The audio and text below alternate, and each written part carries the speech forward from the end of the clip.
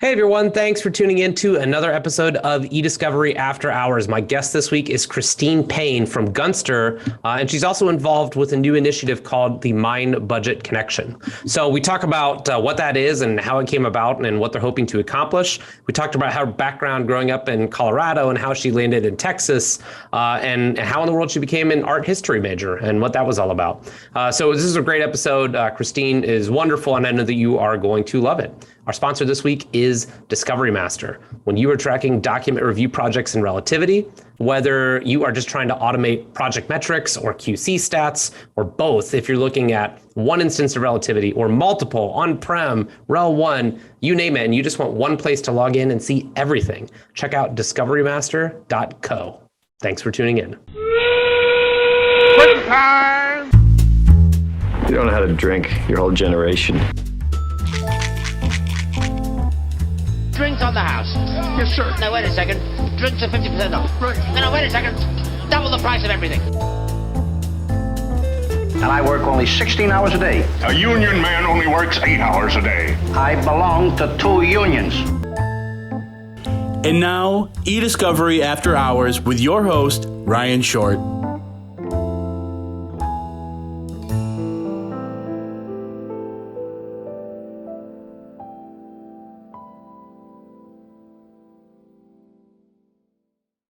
All right, Christine, cheers. Welcome to eDiscovery After Hours.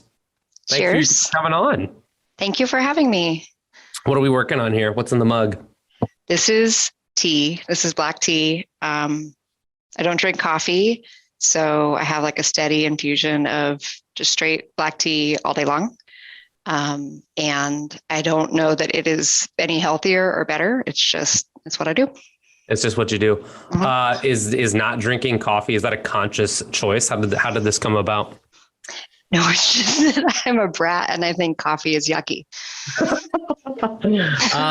So I agreed with you for like 31 years, and I got a job at a scale-up company who had already outgrown our office space when we joined. There was like 26 employees and like 18 desks. And so if you wanted to have a private conversation with somebody, you had to walk down the block to the coffee shop. And so I went from thinking that coffee smelled revolting, tasted revolting, was a huge waste of money, to having like 3 to 4 cups a day. And then I got hooked, and I didn't realize I got hooked until I was on vacation a couple months into that job. And I went 2 or 3 days without having coffee because it wasn't part of my morning routine. And I was like, why do I have this splitting headache? And my wife is like, you're dumb and you're going through caffeine withdrawal. So it's a real thing. So now I'm a full on addict. So good for you for sticking with the tea. One time when I was a baby lawyer at Kirkland, I also had the splitting headache, and I couldn't figure out what was wrong, and I was cranky, and nothing was going well. And then at some point I realized that some like very twisted person had replaced the tea in like the little cantina with decaf. Like, I don't even understand who drinks decaf tea. Like, why is that a thing? But it had all been like surreptitiously switched out, and that was mean. So. Tea's magical. It can do all kinds of crazy things. My wife drinks special teas when she's pregnant and when she's nursing, or like all these magical, just scary things. But there you go. Well, it's really good to meet you. We have chatted once or twice before, but now it's official and the world will hear, or like, all dozens or hundreds of people, depending on the episode of the show, will know. Regardless. But I've been, aware of who you are as I've, kind of watched your last few landing spots. And then there's a cool thing that we're going to talk about towards the end of this conversation called the Mind Budget Connection. So there's a teaser. But first, ladies and gentlemen, let's go back to the beginning. Where are you from originally? I was raised in Colorado, in northern Colorado in Fort Collins, which is kind of up near the Wyoming border. And then I went to high school there. I went to college in Colorado. So that's probably home, but I don't live there anymore. And I say that Texas is home now.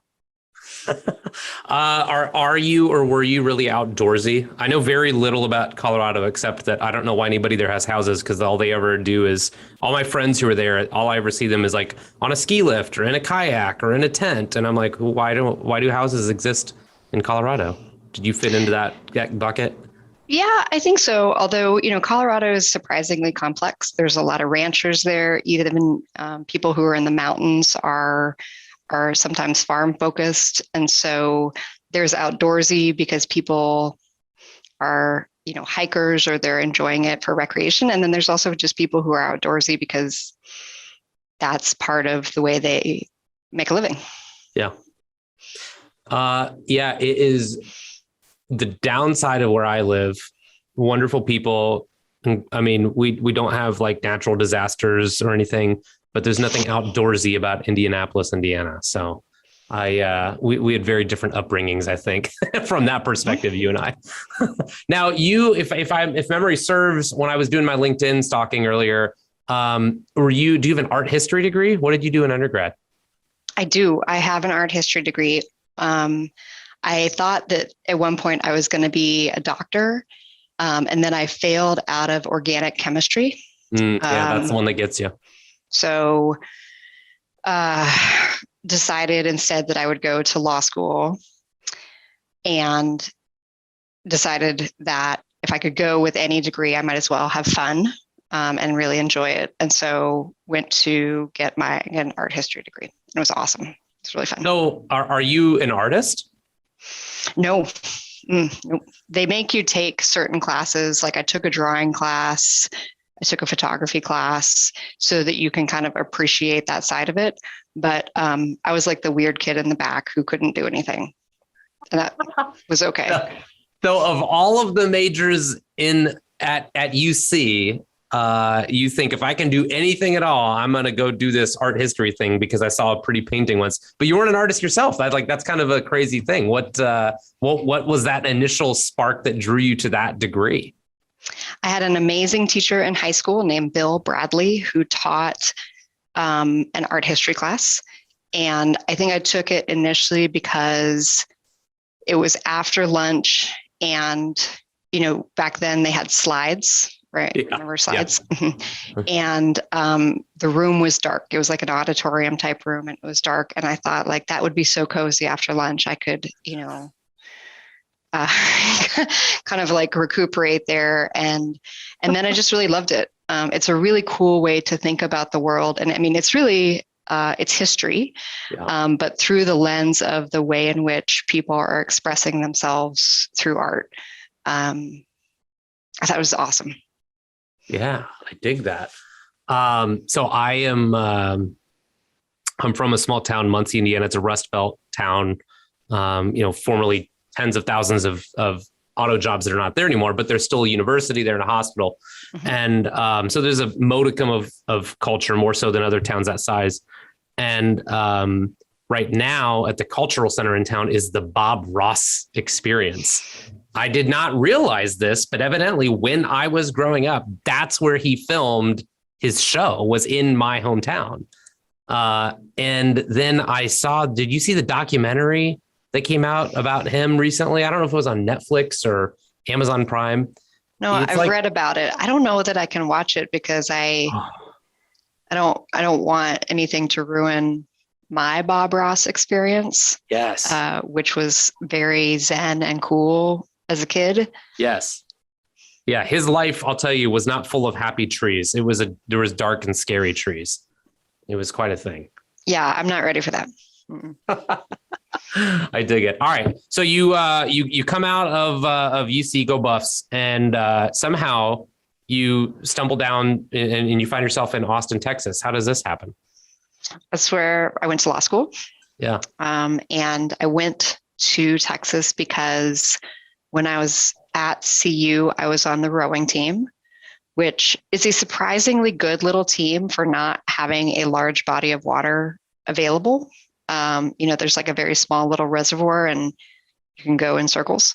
And so we used to go down for races and other things to Austin. And I thought, this place is amazing. I want to be there forever. And so I applied to law school there, and it was an awesome, really fun school. Probably a little too fun. Anyway, I've lived some other places. I lived in Chicago for a while right after law school, but Austin kind of is easy to go back to. So it's been home now again for a little bit more than a decade. Yeah, nice. I just last week I was in Georgia for a big family reunion, and I was talking to my uncle who moved down to Austin in 1981 or 1982, and he was like, "Yeah, it was like this boring mid-sized city of like 350,000 people that had like a hospital in the state capital and nothing else, and IBM, which is why he was recruited down there." He was like, and it was IBM, and everybody was like, what are these computer things, And so he's been in Austin for 40 years now, and he's like, it literally is night and day, like not the same place, and he loves it. But it's kind of funny because it's got that tech buzz, right? And South by Southwest and Keep Austin Weird. And he's like, none of that existed. That was not a thing. So he's lived through like seeing Austin become Austin today. So there you go. Who knew? Amazing. It's a wonderful place, but it is currently like just like reckless extravagance. It is, and it's a very divided. Interestingly, it is the most racially divided city in the country if you look at geography. And so Really? that is something that there are initiatives in the city to try and ameliorate, but there's a highway that goes right up the middle of the city, and it is east and west. And so there's just tons and tons of money pouring in, and there's too many Maseratis and Lamborghinis, that just like crowd the streets. And that sounds outrageous, I know, but it's just, I don't think the city has exactly a good hold on what the next 5 to 10 years are going to bring. But it's not the sleepy little town of the 80s. It's not even the same as, when I went to law school there. And unfortunately for us, like the musicians and the artists and the things that made the city really beautiful, they're getting priced out and Right. have to go elsewhere. Yeah, absolutely. Man, so yeah, you're like a crusty old local at this point, like these dang tech kids with their Maseratis, Kind of. Get off the lawn. Oh my goodness. All right. So you bounce around then and you get a job at, like the biggest, baddest law firm on the planet. And you read that for a long time. And I mean, that's a feather in anybody's cap. Right. And then what intrigues me about you is that you're clearly not afraid of a challenge, because Kirkland is intimidating. Right. And then Redgrave has an incredible reputation.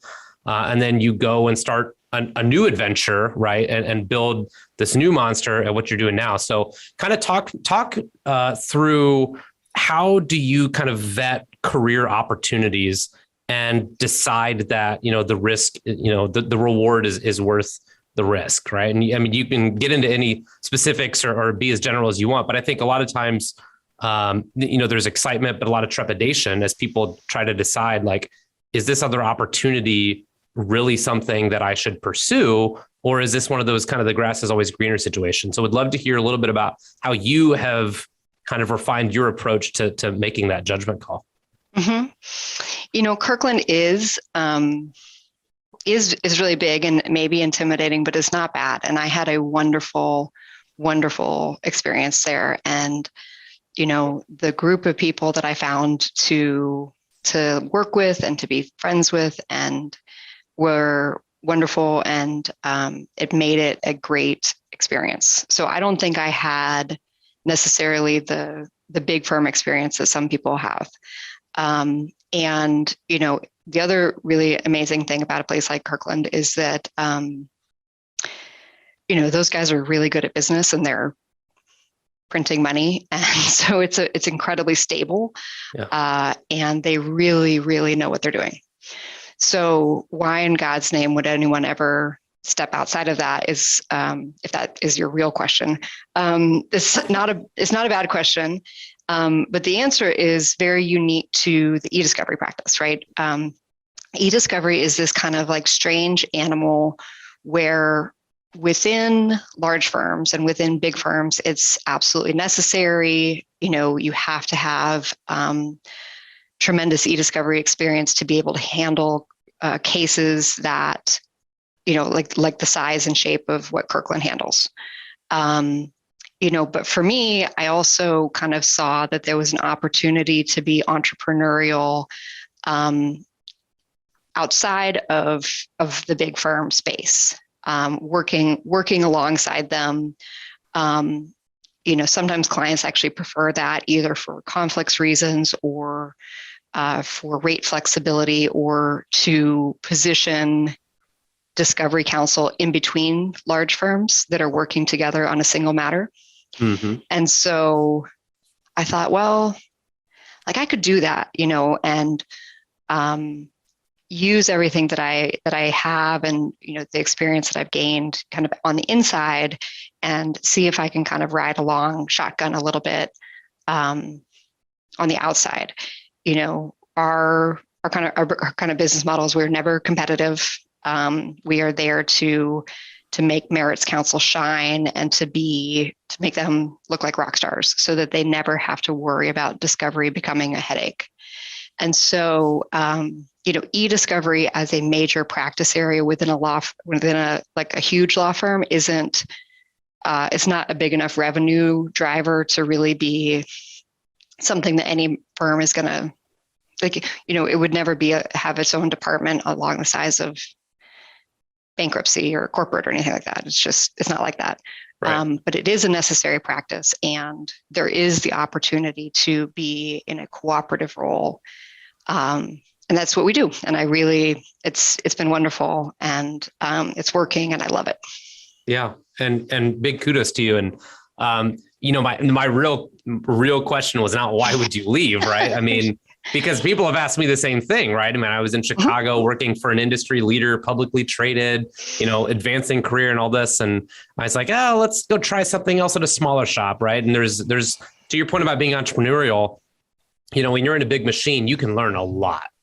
And frankly, as people have asked me similar questions, what I asked you, I tell them, like, I think there's a lot of value in starting your career at an AmLaw 100 firm, at a Fortune 500 company, at a, whatever the industry big behemoth is, because you can learn so much, domain knowledge, and you can learn how the different pieces of a mature organization interplay. And then you can take that and go do something smaller and more entrepreneurial, and kind of take the best, the best pieces that you see and apply those and create something new that can, iterate or disrupt or provide a different experience for clients. So I think it's fantastic. Now I want to get back to this mind budget connection that we teased earlier. So Chad Riley is a friend of mine over at Sandline, and he reached out and was telling me about this survey that's going to be coming out. And we'd love to get Christine on the show. I saw that you were just on George Socha's thing. So there's a really impressive group of people associated with this initiative. So would be really interested to hear more about what it is, how it came about, and what you guys are driving at here. Mm-hmm. Yes, I am so lucky that these people let me hang out with them.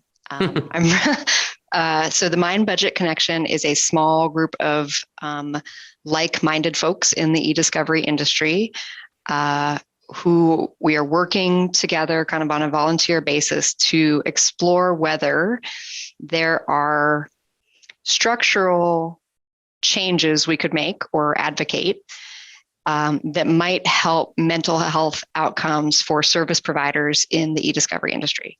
And we call it the Mind Budget Connection because I guess I typically and others seem to focus on the mind-body connection. We're science is really helping us understand that a lot more. But when we look at what is really driving stress and stress-related burnout and illness amongst eDiscovery professionals, a lot of it has to do with budgets. And so we thought, well, what if we could fix that problem or even ameliorate it just a little bit?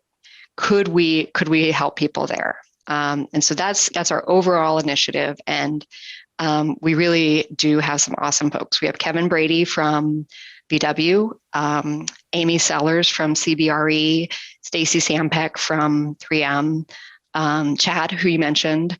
And then we are so lucky in that we're working with Logan Cornett, who's the director of research at the University of Denver's Institute for the Advancement of the American Legal System. I always say that wrong, but it's IAALS. And that was something that I did not know existed, but I'm so thankful for them and the work that they do. And Logan in particular is just incredibly smart and thoughtful and has really helped us kind of shape the way in which we can go about understanding, either through surveys or interviews, like how can we start to get our hands around what the actual problem is and then start to make some suggestions. So is this obviously there's no secret, and it's not unique to eDiscovery, that people are stressed, right? And then they're working crazy hours, and with so much remote work, it's hard to turn it off and walk away, right? Like I am physically in the office most days because I'm a better husband and father, because that physical separation helps change my mindset, right? Mm-hmm. And a lot of people don't have that today. They're working from home, so that laptop, that cell phone, that tablet, everything's always right within arm's reach. So the genesis of this initiative makes a lot of sense to me. I guess the question then is, you guys aren't like an advocacy group that says, here are the reforms that we are hammering for, right? And we're gonna lobby clients to change the way they structure MSAs, and we're gonna lobby, bar associations to educate the, whatever. So tell me, what do you anticipate this will look like? How can people get involved, and what kind of contributions do you think would advance, the goals to helping to address some of these concerns? Yeah, no, what we're aiming for is something far more subtle, which is just to see if we could offer some suggestions to folks who are structuring projects and who are in the contract negotiation stage and thinking about how an eDiscovery project is going to be handled, how it's going to be staffed. What if we could give those folks some principles to consider or principles to talk about that might help, our engagement agreements be successful from the start.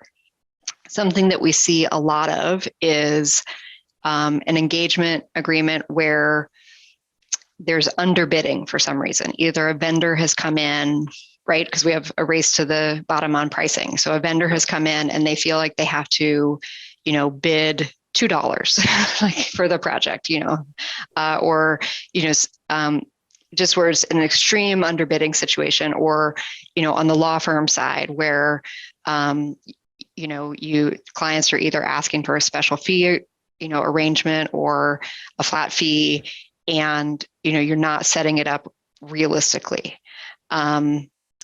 In those situations where it's poorly structured from the beginning and never really has a chance of working, like a vendor's only hope is to either renegotiate the contract midstream, or, the only things that they can kind of toggle are putting fewer people on a project and taking other people off and having them go to other projects that are higher realization. And so what that does in either the law firm context or the vendor context is it leaves an understaffing situation. So if you have a project that requires 10 people, they might assign 2, and those 2 people are typically very skilled, very proud professionals who absolutely will try to get the job done, but they might run themselves into the ground trying. And so if you have, just project after project after project that is like that, you have to kind of stop and say, well, why is it always like this? Why are we having situations where there's not an adequate budget to get the necessary work done? Why are we understaffed? And so that's kind of what we're hoping to spur a conversation about. Interesting. Well, whether it's about, the practice group that you're building or the Mind Budget Connection, where can folks reach you? What's the best way to get in touch with you? You can reach me at my Gunster email address, cpayne@gunster.com. I'm on the website. but also I'm on LinkedIn and love talking about eDiscovery or love talking about mental health in our community and what our community means to me, and how we participate that and how we define ourselves. Excellent. Well, cheers. Thanks again for coming on the show, Christine. Cheers. Thank you for having me.